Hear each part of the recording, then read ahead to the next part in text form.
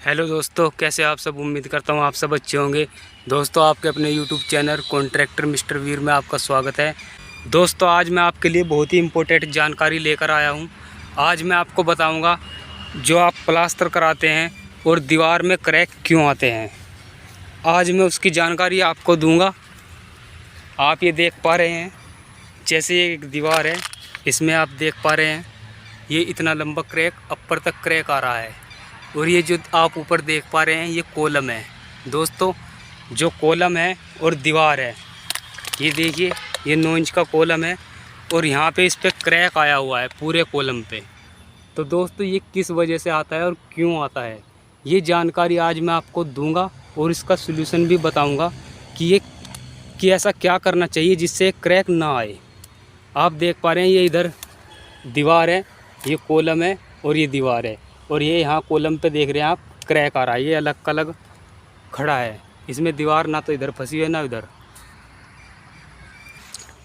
दोस्तों, जब भी आप प्लास्टर कराए तो इस बात का ज़रूर ध्यान रखें, अगर आप बाहर की साइड में प्लास्टर करा रहे हैं और उस बाउंड्री वाल में कॉलम है, तो आपको एक कॉलम में ऐसे ग्रुप, ये हमने इस पर ग्रुप काटी हुई है। इससे क्या होगा दोस्तों, अगर हमारी क्रैक भी आती है तो वो इस लाइन में, इस झिरी में ही रहेगी, ऐसे प्लास्टर में नहीं दिखाई देगी।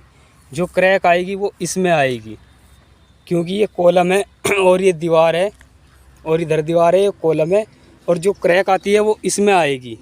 और दोस्तों, इसका सलूशन मैं बताऊंगा ये क्रैक क्यों आती है।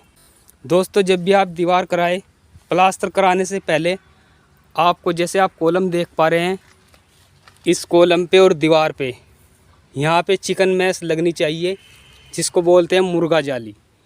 प्लास्टर करने से पहले वो मुर्गा जाली लगवानी चाहिए आपको।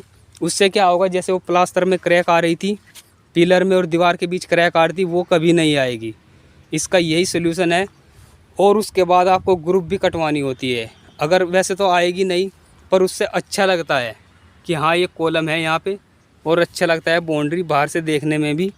अगर आप प्लान कराएंगे तो उसमें कुछ पता नहीं चल पाएगा कि कॉलम कहाँ है, दीवार कहाँ है। और प्लास्टर कराने से पहले आपको चिकन मैश, मुर्गा जाली का इस्तेमाल ज़रूर करना होता है, क्योंकि इससे कॉलम और दीवार के बीच कभी क्रैक नहीं आएगा। तो दोस्तों, ये थी छोटी सी वीडियो। अगर आपको पसंद आए तो वीडियो को लाइक करें और चैनल को सब्सक्राइब करें और अपने दोस्तों के साथ ज़्यादा से ज़्यादा शेयर करें। धन्यवाद।